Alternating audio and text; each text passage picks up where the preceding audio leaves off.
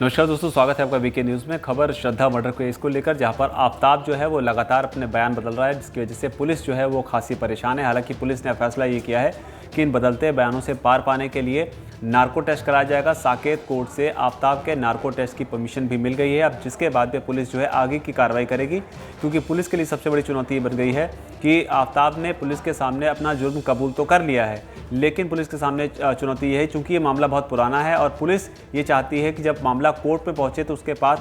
पास हर चीज़ का scientific proof होना चाहिए, क्योंकि अगर साइंटिफिक प्रूफ नहीं होगा तो पुलिस के लिए इसे साबित करना मुश्किल हो जाएगा। और पुलिस जो है उसके सामने अभी सबसे बड़ी चुनौती ये भी है कि जिस हथियार से श्रद्धा के शरीर को या बॉडी पार्ट्स को काटा गया, इलेक्ट्रॉनिक जो आरी थी, उसे रिकवर करे, जिसके बारे में जो आफताब है वो बार बार अपने बयान बदल रहा है। उसके अलावा श्रद्धा का जो मोबाइल फ़ोन है उसके बारे में भी पुलिस जो है वो चाहती है कि मोबाइल फ़ोन भी रिकवर हो, जिसके बारे में भी आफताब से जब पूछा जाता है तो हर बार वो अपनी बात को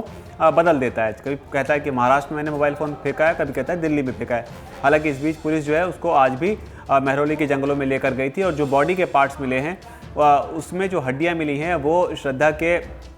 पिछले बॉडी के जो बैक साइड का एरिया होता है उसकी हैं, और उसके अलावा चेहरे की भी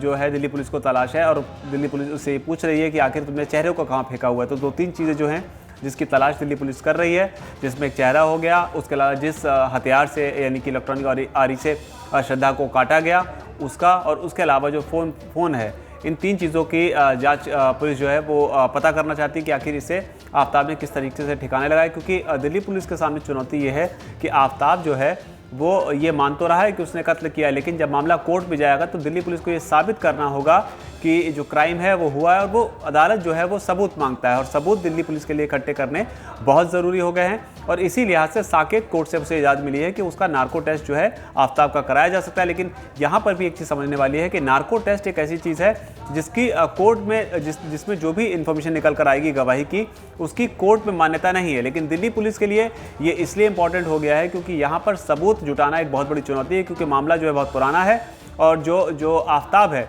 वो बेहद ही शातिर है। अब ऐसे में जब नार्को टेस्ट कराया जाएगा तो नार्को टेस्ट के दौरान जो जानकारी आफताब के पास से निकल कर आएगी, दिल्ली पुलिस अपनी आगे की इन्वेस्टिगेशन को बढ़ाने के लिए उस जानकारी का इस्तेमाल करेगी, ताकि जो भी आफताब कह रहा है उसके साइंटिफिक प्रूफ जो है वो अवेलेबल कराए जा सके। क्योंकि जो कह रहा है उसको अगर कोर्ट में साबित नहीं कर पाते हैं तो ये पुलिस के लिए सेटबैक होगा, और जो श्रद्धा है उसकी जो इंसाफ की मांग है उसके लिए सेटबैक होगा। तो अभी सबसे बड़ी चुनौती यही है कि मोबाइल रिकवर कराया जाए किस तरीके से, चेहरे की जो बात की जा रही है वो कहाँ फेंका उसे पता किया जाए, और उसके अलावा जो है